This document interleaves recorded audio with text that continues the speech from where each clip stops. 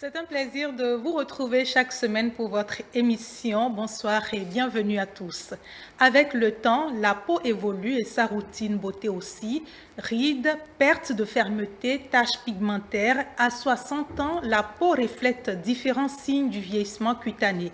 On ne peut bien entendu pas arrêter ce processus naturel, mais il est possible d'en atténuer les effets visibles sur la peau par le biais d'un protocole de soins adapté et de quelques précautions au quotidien. Après vous en avoir assez dit sur les caractéristiques de la peau d'une personne âgée, les facteurs qui influencent il y a quelques semaines avec une dermatologue. Aujourd'hui, on s'intéresse à quels soins et quelles solutions pour votre peau mature et faire en sorte de retarder au maximum les effets négatifs en les anticipant. Et ce sera avec Dr Sefa Bokanou, épouse d'Okoto. Elle est docteure en pharmacie, experte en cosmétique naturelle et promotrice d'une marque spécialisée dans la beauté au naturel. Bonsoir, docteur. Bonsoir, madame. Merci d'avoir accepté notre invitation. C'est un plaisir de vous recevoir. Merci. Je suis honorée aussi d'être parmi vous. Merci. Nous allons démarrer en faisant un petit rappel des caractéristiques de la peau mature pour les personnes qui n'avaient pas suivi notre invité précédemment. D'accord. Déjà, pour rappel, les phénomènes de vieillissement que nous voyons à partir de l'âge de 40 ans, 50 ans et 60 ans pour les plus chanceux, ces phénomènes sont le résultat d'un processus qui a démarré depuis un bon bout de temps. Donc, on peut dire que la peau naît avec un capital jeunesse qui commence à décroître de manière progressive à partir de l'âge de 20 ans. Pour expliquer mieux le comparatif entre la peau jeune et la peau mature, Oui. on va expliquer que la peau est constituée de 3 couches. La première couche, c'est l'épiderme, qui est la partie la plus visible. Ensuite, il y a le derme, qui est la partie la plus épaisse et qui comprend le plus gros, en fait, de la charpente de la peau. Et enfin, l'hypoderme. Donc, au niveau du derme, on se trouve des molécules comme le collagène, l'élastine, l'acide hyaluronique, les fibroblastes, qui sont la charpente, en fait, de l'équilibre et de l'aspect lisse de la peau. Donc, au fur et à mesure qu'on évolue dans le temps et qu'on vieillit, la production de collagène, d'acide hyaluronique et de fibroblastes, etc., commence par décroître. Et c'est là où les problèmes commencent par apparaître, en fait. D'accord. Parce qu'une maison qui a une charpente bien établie reste solide. Mais à partir du moment où la charpente commence à se déstructurer un peu, elle s'effondre. Donc, c'est là où les problèmes vraiment de vieillissement commencent à apparaître. Le vieillissement cutané, Voilà. bien évidemment. Nous allons, avant de continuer, préciser également les types de peau, parce qu'aujourd'hui, on va parler de la peau, du visage, du corps, mais il est important, au regard des conseils qu'on va donner, qu'on sache quel type de peau on a et de quoi notre peau a besoin. D'accord. Pour être plus bref, on distingue 4 types de peau. Il y a la peau normale qui est la peau idéale. Il y a la peau sèche, la peau grasse et la peau mixte. Oui. Le type de peau est déterminé principalement par la manière dont la peau sécrète le sébum. Le sébum qui est l'huile ou le gras qui a pour rôle de protéger la peau contre les agressions extérieures. Donc, une production de sébum normale donne une peau normale. Une production de sébum excessive donne une peau grasse. Une production un peu déficitaire, ou bien très déficitaire, donne une peau sèche. Par contre, au niveau de la peau mixte, il y a 2 types de peau qui se côtoient. On voit au niveau de la zone T, c'est-à-dire marquée par le front, le nez, le menton, le type de peau gras qui domine. Et de l'autre côté, c'est-à-dire au niveau de la joue, du reste du visage, c'est plutôt le type de peau sèche, voire normale, qui domine. D'accord. Voilà. Donc, en fonction de comment est-ce que notre visage se présente, on sait quel type de peau on a. Voilà, et ça nous permet de déterminer les besoins. D'accord. Nous allons écouter quelques personnes de 3e âge qui se sont prononcées sur leur routine au quotidien et on revient après pour la suite de la discussion, docteur. D'accord.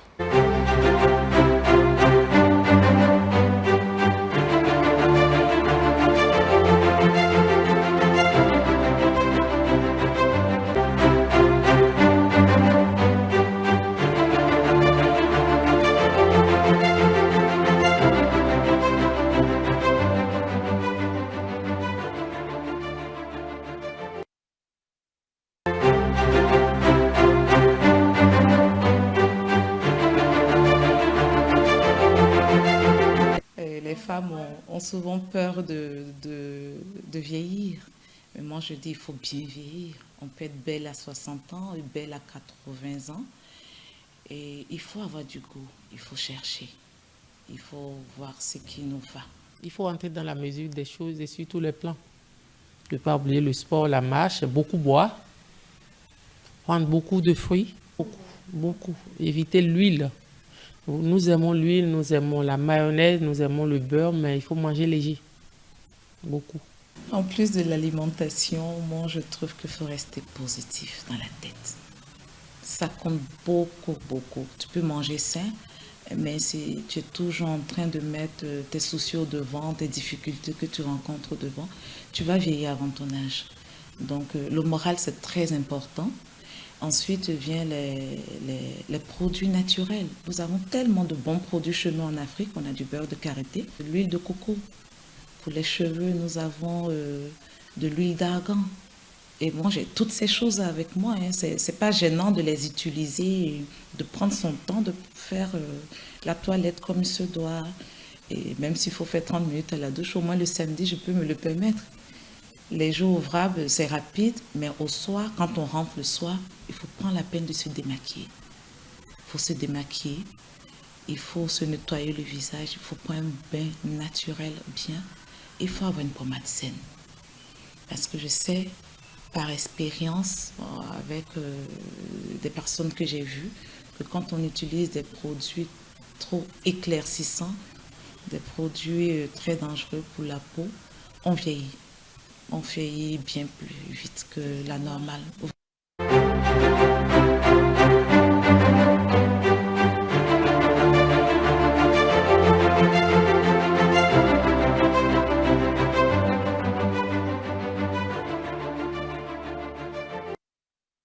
Retour en plateau, docteur. Vous avez suivi 2 personnes qui ont accepté de partager leur routine avec nous. Oui. J'avoue que j'ai été bien contente de voir ce que ces dames-là ont dit parce qu'elles regroupent de manière assez succincte ce que c'est que prendre soin de soi et prévenir le vieillissement de la peau. Souvent, quand on parle de prendre soin de sa peau, automatiquement, on a le réflexe d'aller vers les cosmétiques et tout et tout. Alors que les cosmétiques, en général, c'est une aide, c'est un accompagnement. Ce qui fait même la santé, la beauté de la peau et des cheveux, c'est le mode de vie. Le mode de vie, l'hygiène de vie, qui nous permet en fait de maintenir déjà notre capital santé, qui va se refléter maintenant à travers la jeunesse et la beauté de cette peau-là. Donc, comme l'une des intervenantes l'a dit, on parle de bien manger. Oui. Déjà, une alimentation saine et variée en misant sur les antioxydants, par exemple. Les antioxydants comme les vitamines A, C et E, Oui. qui sont des vitamines qui sont retrouvées facilement dans les fruits et légumes.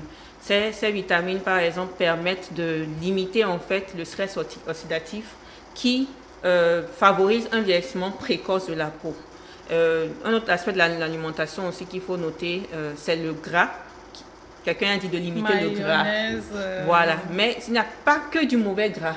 Quand on exclut le gras de son alimentation, on s'expose à des carences. Donc, il faut choisir le bon gras et l'apporter à la juste dose. Exemple de bon gras, les oméga 3 qu'on trouve par exemple dans les poissons. Oui. Certains poissons gras comme le maquereau, le thon, les sardines.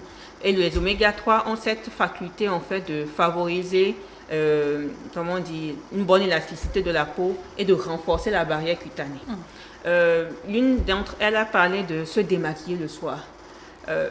Ça me fait une joie immense d'entendre ça. Nous allons revenir sur la routine à la fin de cette émission. Quand on parle de solutions pour lutter contre la peau mature, vous avez commencé par parler de prévention. Mais après la prévention, quelles sont les indispensables, les étapes à suivre véritablement?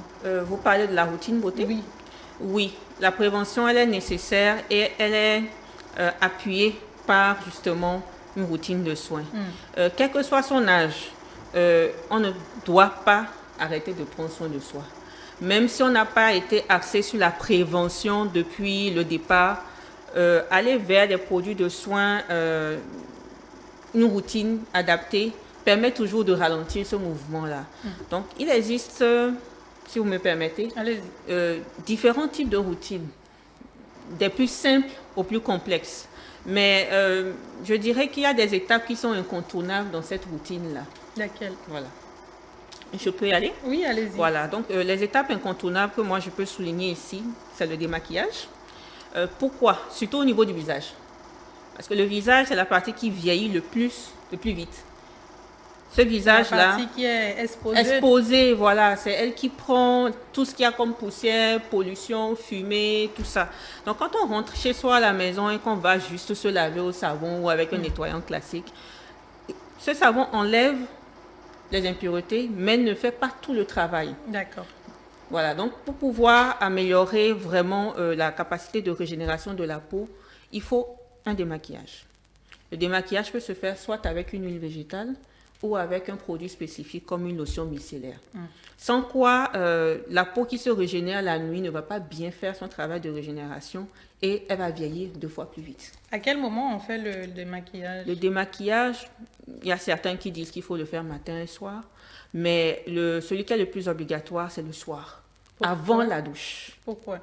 Comme je l'ai dit tout à l'heure, la peau se régénère dans le sommeil la nuit. D'accord. Donc, pour pouvoir vraiment maximiser cette capacité de régénération de la peau, il faut la dégager de tout ce qui l'empêche de faire son travail et la nettoyer vraiment à fond.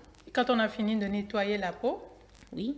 qu'est-ce qu'on fait? Donc, le démaquillage, ensuite on passe à la douche et bon, il y a d'autres étapes comme la lotion, etc. Mais l'étape la plus importante, c'est le soin. Les autres sont aussi importantes, mais les plus incontournables pour ceux qui ne veulent pas charger leur routine, c'est le soin. Le soin peut être une crème hydratante, ou un sérum et ou une huile végétale. Donc, dans le cas des peaux matures, par exemple, où avec l'âge, la peau a tendance à développer les caractéristiques d'une peau sèche et sensible, il faut aller vers des soins hydratants, mais nourrissants également, pour pouvoir combler ces besoins-là et renforcer cette barrière Quand on parle cutanée. de soins hydratants, on parle de l'eau, d'avoir de l'eau. Oui, l'eau, mais il y a ce qu'on appelle dans la cosmétologie les humectants. Voilà. Donc, ça peut être, souvent dans les crèmes classiques, on en trouve. On trouve la glycérine, on trouve l'acide hyaluronique, le gel d'aloe vera, le miel, etc. C'est des humectants qui permettent en fait à la peau de retenir un maximum de l'eau qu'on lui apporte. D'accord. On ne le fait pas souvent, avant que vous ne continuiez dans la routine, on ne le fait pas souvent quand on achète nos produits pour nous. Oui, telle personne a utilisé et ça lui va bien. Après, comme on sait que c'est adapté pour une peau mature, on l'achète aussi. On ne regarde pas la liste des ingrédients pour savoir quelle est la composition. En quoi c'est important? La liste des ingrédients des produits cosmétiques nous permettent déjà de savoir ce qu'il y a dedans. S'il y a un élément qu'on ne supporte pas, s'il y a par exemple un élément qui est prohibé par la loi et à quelle teneur. Parce que dans la réglementation cosmétique, il y a une manière de classer en fait ces ingrédients-là. Et quand on regarde, on sait en même temps lequel priorise sur lequel. Donc, c'est très, très important de regarder. C'est vrai que ce n'est pas forcément évident à déchiffrer, mais maintenant, sur le net, il y a tellement, tellement de possibilités de traduire que ça devient un jeu d'enfant. On dira, est-ce que les personnes âgées sont disponibles pour aller voir sur le net la composition? Non, justement, il y a des professionnels qui sont censés justement orienter les gens en fonction de leur type de peau ou de leur problématique. On a parlé des types de peau de manière classique comme ça, mais ce n'est pas forcément évident en se regardant de déterminer de manière claire son type de peau. Et ce n'est pas que le type de peau qui compte. Il y a le type de peau, il y a l'état de la peau, l'état de santé de la peau. C'est pas évident. On peut par exemple se tromper en se disant qu'on a une peau sèche alors qu'on a juste une peau déshydratée, par exemple. Donc c'est toujours mieux d'aller vers quelqu'un qui s'y connaît pour pouvoir être orienté de manière claire. Donc, si on revient à notre routine, on a fait le nettoyage, on a fait l'hydratation. On a fait le démaquillage, on a fait le nettoyage à la douche et ensuite le soin, hydratation, nutrition. Maintenant, ça, c'est des étapes qui sont quotidiennes. Vous allez remarquer que quand on prend de l'âge, le teint devient de plus en plus terne. Voilà, on a du mal à renouveler en fait les cellules de la peau et les peaux mortes qui ont tendance à s'accumuler. Donc, souvent, une fois par semaine, en moyenne, on recommande de faire un masque et un gommage. Un gommage d'abord pour pouvoir faciliter le renouvellement de la peau et un masque pour pouvoir traiter vraiment la peau. Ça, c'est surtout pour le visage. Oui. Maintenant, pour le corps, on fait juste un gommage et on continue les soins habituels. Tout ça, c'est pour pouvoir en fait oxygéner la peau, lui permettre d'enlever les peaux mortes, de stimuler un peu la circulation et de lui permettre vraiment de se réveiller. D'accord. Comme on va sauter sur les occasions, en même temps, vous avez parlé de masques, vous avez parlé de gommage. Oui. Je sais que pour les plus jeunes qui sont sur le net, tout le temps, on envoie des astuces et tout. Les personnes âgées, quel type de masque ou de gommage il leur faut? D'accord, je tiens déjà à soulever un détail. Oui. C'est pas tout ce que Internet dit qui est correct. Parce que sur les réseaux sociaux, on voit de plus en plus des astuces aussi farfelues les unes que les autres. Il y en a qui sont très professionnels et qui disent vraiment ce qu'il faut. Mais les astuces maison, comme appliquer du citron pur sur la peau, etc., etc. La bicarbonate. La bicarbonate plus le citron. Je ne suis pas d'accord parce que en question de formulation ou bien de cosmétique, il y a des règles à respecter. Il y a la notion de pH qui est là, il y a la notion d'acidité qui est là, et on jongler à la maison dans une certaine mesure. Mais au-delà, on met en danger en fait la santé de sa peau. Voilà. Maintenant, comme je l'ai dit, une peau mature en général a une tendance à se développer comme une peau sèche. Donc là, maintenant, on va vers les produits régénérants, on va vers les produits hydratants et les produits nourrissants. Donc, au niveau du gommage, c'est un peu plus simple. Il y a 2 types de gommage. On utilise par exemple des gommages à grains. Mais sur le visage, c'est des gommages vraiment fins. C'est-à-dire les grains doivent être très très fins pour ne pas agresser la peau. Mais il y a de plus en plus de produits à base d'acide de fruits. Oui. Voilà. Les acides de fruits qui permettent quand même à la fois de booster l'éclat, d'exfolier la peau en douceur et en même temps de jouer aussi contre l'apparition précoce des règles, des rides. Oui, vu que vous avez soulevé l'acide de fruits, c'est qu'il y a beaucoup de molécules qui entrent dans le processus de retardement du vieillissement de la peau. Oui. Notamment, on parle d'acide de fruits, on parle de collagène, vous l'avez souligné, acide hyaluronique. Hyaluronique, oui. Voilà. Plus ces éléments-là, aussi, de plus en plus, on conseille aux personnes âgées dans quel cadre véritablement les utiliser? Bon, c'est un peu complexe. Les acides de fruits, on peut déjà commencer à les utiliser. Je me dis déjà, les soins anti-âge, le plus tôt on commence, le mieux c'est. Mais on ne peut pas commencer avec des produits aussi forts que quand on a un certain âge. Donc, les acides de fruits, déjà, ça s'utilise pratiquement dès l'âge adulte. Ça peut s'utiliser. Comme je l'ai dit, c'est pour pouvoir vraiment favoriser le renouvellement de la peau, améliorer l'aspect du teint, etc. etc. L'acide hyaluronique, c'est un humectant. Donc, ça booste l'hydratation de la peau. Et là, même déjà à partir de 25 ans, 30 ans, ça peut rentrer en jeu jusqu'à l'âge de 70, 80, 90 ans. Le collagène également, mais disons à partir de 30 ans en allant. Ça dépend de comment c'est utilisé. Oui. Ça dépend vraiment de comment c'est utilisé. Est-ce qu'on peut soi-même décider d'en utiliser sans avis d'un médecin ou d'un spécialiste? Je dirais non. Il faut aller vers un spécialiste. Parce que l'objectif n'est pas d'apporter tout à la peau. Quand on apporte tout à quelqu'un, la personne devient paresseuse. Donc, il y a des mesures qu'il faut apporter et certaines qu'il faut stimuler. Dans les soins anti-âge, par exemple, je ne recommanderais pas de miser 100% sur l'utilisation du collagène, par exemple. Je recommanderais plutôt d'aller vers des produits qui stimulent la production du collagène. Ça passe par l'alimentation et ça passe par les produits appliqués sur la peau. La vitamine C, par exemple, qui est très bien pour stimuler, et la vitamine A également, le ritidol, qui est très bien pour stimuler. Donc, on a parlé de masques et pour ce qui est des gommages. Les gommages, j'ai expliqué tout à l'heure, il y a 2 types de gommages. Le gommage à grains. Non, pardon. On a parlé de gommage, maintenant on parle de masque. Oui, voilà. Donc, on peut avoir 2 produits en un. C'est-à-dire, surtout dans le cadre des produits avec des acides de fruits, on peut poser un masque qui contient des acides de fruits qui exfolie en même temps la peau. D'accord. Donc, ça dépend en fait de l'école à laquelle la personne qui veut faire ce soin va. Quelqu'un qui n'a pas de temps et qui n'a pas une hypersensibilité, on peut lui donner juste un masque qui va appliquer, mais qui jouera le rôle d'exfoliant en même temps. Depuis qu'on a commencé cette émission, on parle déjà de quelques ingrédients, on cite des noms. Est-ce qu'on ne va pas se dire que les avoirs coûteraient très cher? Non, pas forcément. Et là, je voudrais demander de façon pratique, je sais que vous êtes beaucoup plus dans la promotion du naturel, de façon pratique et en fonction de ce qu'on peut trouver chez nous, dans notre environnement, comment est-ce qu'on peut prendre soin de sa peau? D'accord, de manière pratique, ce qui est intéressant dans le naturel, c'est que dans la mesure du possible, il y a des aliments qui sont à côté de nous ou des huiles qui sont à côté de nous, qui n'ont l'air de rien, mais qui nous apportent énormément. Je parle du bissap.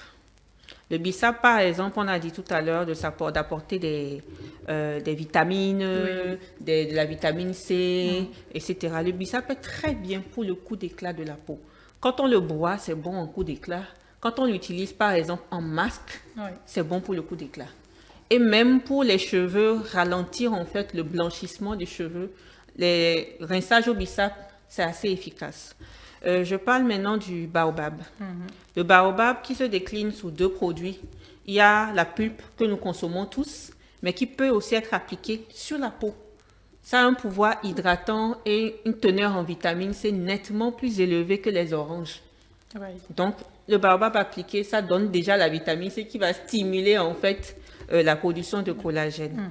Il y a également un produit qui est très intéressant pour la régénération de la peau, le côté préventif et en même temps traitant, c'est le curcuma.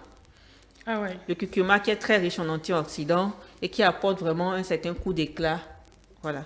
Maintenant, côté humectant, dont j'ai parlé tout à l'heure, ce qui est à portée de main, c'est le gel d'aloe vera, qui est très intéressant, qui a un côté légèrement exfoliant aussi. Qu'on peut trouver chez nous, chez soi, parce qu'on sait que... Mais oui, maintenant, il faut savoir l'extraire aussi, parce que quand on ne l'extrait pas bien, il peut être irritant. Comment on l'extrait? C'est un peu complexe. Je dirais qu'il y a un processus de purification qu'il faut faire. Surtout le côté vert de l'aloe vera, le jus qui se dégage quand on coupe en même temps. Mieux vaut le laisser s'écouler avant de pouvoir l'utiliser.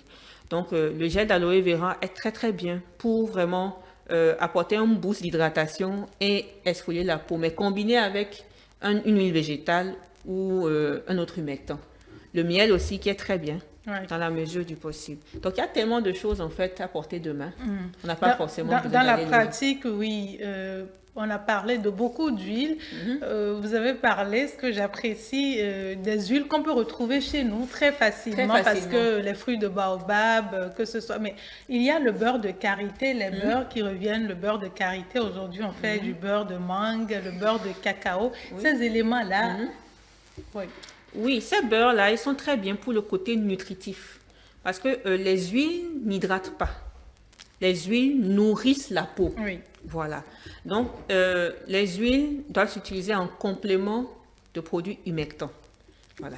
Mais le beurre de karité, le grand classique, c'est un produit magnifique qui maintient vraiment le capital jeunesse de la peau. Mais disons que quand foncièrement, on n'a pas encore atteint un certain âge et qu'on a une peau à tendance un peu grasse, il y a des huiles qui ne passent pas. D'accord. Voilà. Donc, il faut continuer par s'informer pour savoir ce qu'il faut. Voilà. Nous allons passer pour finir à la capsule du sage et on revient. D'accord.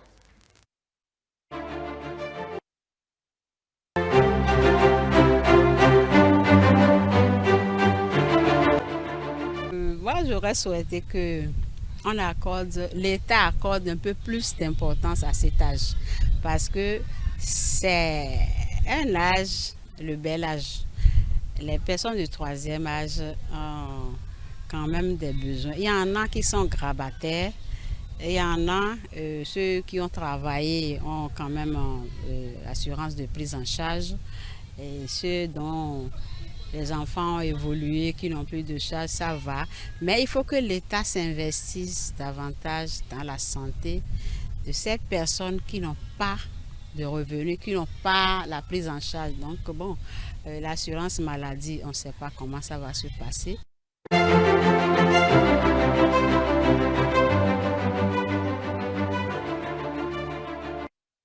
Dans la capsule du SAE, c'est un appel à plus d'attention vers les personnes âgées. C'est une problématique à laquelle vous êtes confrontés également dans notre société où les personnes âgées sont de moins en moins, font de moins en moins l'objet d'attention. Oui, les personnes âgées sont de plus en plus délaissées.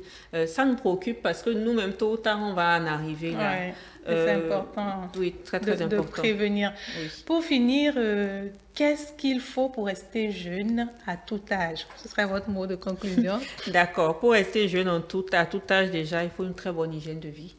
Limiter un maximum le stress. Et également, sur le plan cosmétique, avoir une très très bonne routine de beauté. Commencer le plus tôt possible et intégrer progressivement de bonnes habitudes cosmétiques. D'accord. Voilà. Merci à vous, docteur, pour toutes les informations que nous avons reçues aujourd'hui. J'espère que les téléspectateurs prendront le temps de s'informer davantage. Nous aurons également le temps de revenir sur le sujet. Peut-être pourquoi ne pas vous préparer quelques produits ici sur le plateau. Merci pour votre attention. Il faut retenir que pour une peau mature, l'idée n'est plus de retarder l'apparition des signes de l'âge. Ils sont déjà visibles et installés. L'objectif est davantage de repulper les tissus et les lisser les traits. Et nous avons partagé quelques astuces. Selon Gandhi, il faut prendre soin de ton corps pour que ton âme ait envie d'y rester. Et ce sera tout pour aujourd'hui. À la semaine prochaine.